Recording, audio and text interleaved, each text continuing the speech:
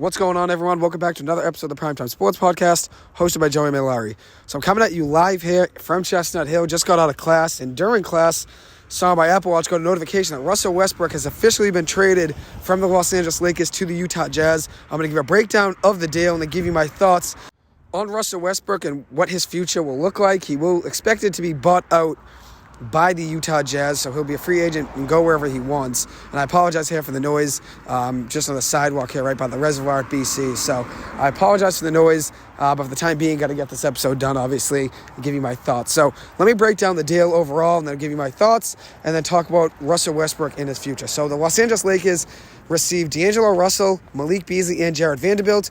Beasley and Vanderbilt, two of those pieces, were involved in that Utah Jazz trade and the Minnesota Timberwolves trade over the summer that sent Rudy Gobert from the Utah Jazz to the Minnesota Timberwolves. Now, Beasley and Vanderbilt will be playing for their third team in just about a season and a half now. They will be heading to the Los Angeles Lakers in that deal with D'Angelo Russell. So all three of those players played together in Minnesota at one point before Vanderbilt and Beasley were traded from the Minnesota Timberwolves to the Utah Jazz to land Rudy Gobert in Minnesota.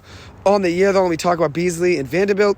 Beasley and Vanderbilt are averaging 13.4 and 8.3 points per game, respectively. 13 a game for Beasley, 8.3 for Vanderbilt.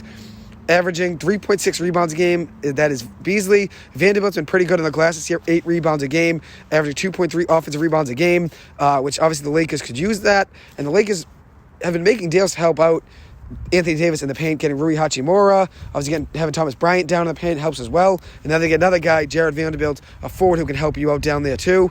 Vanderbilt on the year is shooting 33% from three. Malik Beasley, 36% from three.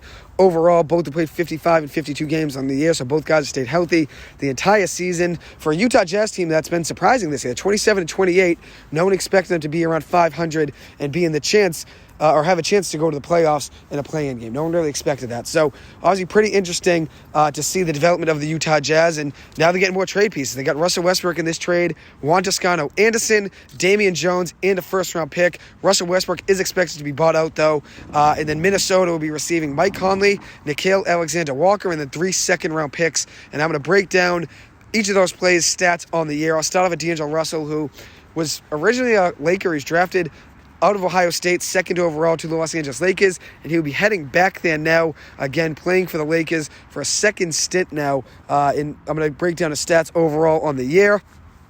He is averaging 17.9 points per game, 6.2 assists, 3.1 rebounds, averaging 1.1 steals per game, shooting 46.5% from the floor, and 39% from three, and 85.6% from the free throw line in 54 starts this year for Minnesota, who was 29 and 28 during the time with D'Angelo Russell as a starter for them. But the one interesting thing about this move is that the Lakers really haven't had really many shooters around LeBron James, and LeBron James, over his career, has thrived off having guys to kick the ball out to. Ray Allen, James Jones, who had some spurts off the bench, nothing crazy, but Kyle Korver and Ray Allen are the two big ones. J.R. Smith could hit some threes. And even Kentavious Caldwell-Pope in the bubble hit some huge threes for the Lakers. The Lakers need better shooting. That's what they get, getting D'Angelo Russell. So that's the Lakers' return. Russell, Beasley, and Vanderbilt. Utah's getting Russell Westbrook. And I'm the biggest Russell Westbrook fan, but I'm so happy to see him leaving L.A., and that's the Lakers. I hope he's a Clipper at the end of the day. But I'm happy to see him leaving the Lakers. He was the scapegoat his entire tenure with the Lakers, just 2 years now, a season and a half, and he's a scapegoat the entire time he was there. Everyone's blaming Russell Westbrook. Let's talk about the rest of the roster. I mean, I know they traded some pieces to get him, and they traded a lot of different draft picks and players to make that deal happen. But at the end of the day, you got to look at it. Russell Westbrook was not the problem. He was not the problem. Yes, he's easy to blame because he's only averaging 16 points per game, and for a guy that's typically in the 20s, yes, it's a low-scoring average on the season. He's averaging 15.9 points, 6.2 rebounds, 7.5 assists per game. And I know he's 34 years old. He's not the player he once was. But what Russell Westbrook will give you is everything he's got in the tank. And that's why I respect him. People can say all you want. Say all you want that Russell Westbrook, overrated, he doesn't show up. Well, let's talk about last night. LeBron James breaks the all-time scoring record, surpassing former Laker Kareem Abdul-Jabbar for the number one spot. Now LeBron James is number one in points and top 5 in assists. Pretty amazing, obviously, considering how great of a career he's had. And he's never really faltered at all. He's 38 years old in his 20th season, and he's still putting up elite numbers. So congratulations to LeBron James. And in my eyes, he's the greatest of all time. I know Michael Jordan's in the conversation.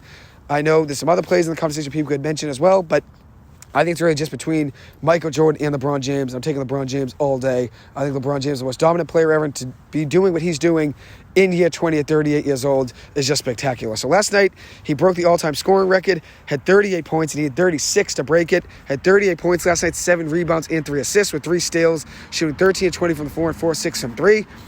But let's talk about Russell Westbrook.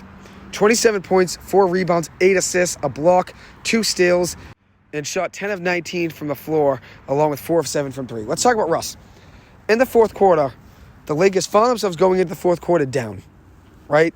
They found themselves down going into the fourth quarter by 5 points. What did Russell Westbrook do in the fourth quarter? He gave you his best fourth quarter performance of the season, doing everything he could to try to make sure LeBron James had a chance to win the game on the night he broke the all-time scoring record. Russell Westbrook was elite in the fourth quarter, 14 points. 14 points for Russell Westbrook, and there was no one else trying as hard as him on defense and offense to try to get the Lakers back in the game. So Russell Westbrook still has some left in the tank, and that's why I want him on the Clippers. The Clippers need a point guard. Terrence Mann's been stepping in as the point guard as of late with Reggie Jackson losing minutes and John Wall being hurt. But the Clippers still need another point guard. I would love to see Russell Westbrook on the Clippers. He grew up in California. Obviously, it didn't work out with him in the Lakers, but I would love to see him in a Clippers uniform since I still think he has a lot left in the tank, and he fits that Clipper mentality, that dog mentality that every Clipper player has. Terrence Mann, Paul George, Kawhi Leonard, Reggie Jackson. They give you everything they've got on every single possession. Robert Covington, another big one. They give you everything they have on every single possession. That's why I would love to see Russell Westbrook potentially on the Clippers. As I said, there will be some teams pursuing him, including the Miami Heat, who definitely could use him. They were interested in him during the offseason and even during the season as well. I know he's friends with Jimmy Butler, so obviously that could be a good move. The Clippers are involved, which obviously he played in Oklahoma City with Paul George, and Paul George and Russell Westbrook are still good friends. I'm sure that's definitely a possibility. I'd love to see it happen. And then you also have the Chicago Bulls that are interested as well. Russell Westbrook will be a free agent at the end of this season, so he's only going to be a rental for all these teams. But considering you don't have to pay him the $47 million a year that the Lakers and now the Utah Jazz are going to have to give him in a buyout, it's not a bad deal picking him up and getting him basically for free without giving up any draft picks and just adding him into your lineup and seeing what you get out of him. And I'd love to see him in a Clippers uniform. He signed a 5-year max, super max deal, and he's been on 5 teams now. 5 teams during that run since the Supermax deal. Oklahoma City for 1 year at the end of his tenure with Oklahoma City. He was on that 5-year deal, signed it with them, only played 1 season for them on it. Then the Houston Rockets for 1 year. Then the Washington Wizards for 1 year. Then the Los Angeles Lakers for a season and a half. And now the Utah Jazz is the 5th team that Russell Westbrook is on, even though he's technically not going to even play a game for them. He's bought out. But that's 5 teams for Russell Westbrook that he's been a part of since signing that 5-year Supermax deal with the Oklahoma City Thunder in his last season in OKC. So now I'm going to talk about the rest of the deal and what was also involved. So Utah got Russell Westbrook, Juan Toscano Anderson, and Damian Jones with the first-round pick as well, which I believe is the 2027 first-round pick for the Lakers, which will be protected from picks 1 through 4. But so they get Russell Westbrook, who they're going to buy out. Toscano Anderson and Damian Jones with 2 free agent signings for the Lakers this past offseason. The Lakers got Toscano Anderson from the Golden State Warriors. They signed him to a smaller free agent deal. And he really has been out of the rotation, though, for the most part. He really hasn't got too many minutes for them. 12.2 minutes per game, averaging 2.7 points, 0.8 assists, and then also 2 rebounds per game, shooting 20% from the three-point line, 4 of 20 on the year, and 50% from the floor, 33 of 26, and 30 games played, with 7 of those being starts for Toscano Anderson. Then you got Damian Jones, who the Lakers picked up in the same offseason, this past offseason over the summer, where they got Damian Jones from the San Antonio Spurs. He's played in 22 games on the year for the Lakers, making 1 start, shooting 75% from the free throw line, 54.1% from the floor overall, averaging 8 minutes per game, 2.5 points, 0.2 assists, and 2.5 rebounds to go along with 0.5 blocks. So overall, the Lakers gave up in this deal Russell Westbrook, Juan Toscano Anderson, Damian Jones, and a first-round pick. And they get back in return D'Angelo Russell, Malik Beasley, and Jared Vanderbilt. And then Minnesota will be getting Mike Conley, Nickeil Alexander-Walker, and 3 second-round picks in the deal. And I'm going to break down how Mike Conley's been playing on the year and then also add in some about Nickeil Alexander-Walker and let you know my thoughts on both those players. So Mike Conley on the year, averaging 10.7 points per game, 7.7 assists, 2.5 rebounds to go along with 1 steal per game. He's shooting 40.8% from the floor, 36.2% from from three and 81% from the free throw line in 43 games played, making 42 starts for the Utah Jazz this year. As I said, a surprise team at 27-28 with just about 30 games left to go in the season. 27 games to be exact left in the year. And then you have the Nickeil Alexander-Walker, who's averaging 14.7 minutes per game on the year for the Jazz, 6.3 points, 2.1 assists, 1.6 rebounds, shooting 48.8% from the floor, and overall on the year, 40.2% from three. So that's not a bad return there, considering Minnesota could definitely use a little more shooting help, and then you get Mike Conley to help facilitate in that offense. With 3 point guards being moved in this deal, D'Angelo Russell, Russell Westbrook, Mike Conley, that leaves starting point guard positions available in Los Angeles and Minnesota. And then for Utah, they will be getting rid of Russell Westbrook in a buyout. So that's the deal overall. Now I'm going to give my thoughts about Russell Westbrook and where I think he ends up. I think he's going to be a hot commodity on the market. Now the teams do not have to give up a draft pick and don't even have to pay him the money that he was getting from the Los Angeles Lakers in that Supermax deal, the fifth year of that deal that he signed in Oklahoma City. I think there's going to be a lot of teams that want him. And these are playoff teams. The Los Angeles Clippers, Miami Heat, Chicago Bulls obviously are struggling on the year. They're not really on the same level as those other two teams. But Miami and the Clippers are both in win-now mode. I think the Clippers are in win-now mode more than any team right now, considering Paul George and Kawhi Leonard are in year 4 in LA since Paul George was traded to the Los Angeles Clippers from the Oklahoma City Thunder, and a big deal. And then also that same day, overnight, the Kawhi Leonard signing happened, where Kawhi Leonard was a free agent after winning the NBA Finals with the Toronto Raptors, and then ended up moving to the Los Angeles Clippers and signing with them overnight. And I know a lot of people come at Paul George for that deal, and they say, look at everything the Oklahoma City Thunder gave up in that deal.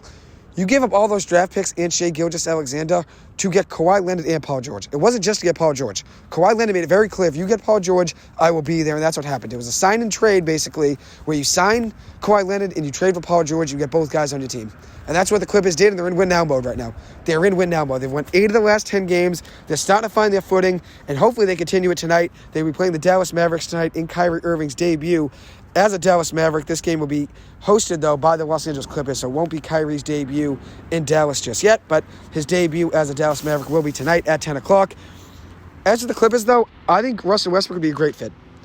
I know he's had his shooting woes, but no one's going to play as hard as Russell Westbrook. He's a lot better a defender, though, than Reggie Jackson's been able to give the Clippers this year, and then also John Wall as well. John Wall's been hurt a ton, and then Reggie Jackson's kind of fallen out of the rotation, even though with the minutes he's been getting, he's been playing solid. And Terrence Mann, although I love him, and I love him getting more minutes, I'd like to see him getting more minutes as a shooting guard, not to bring the ball up.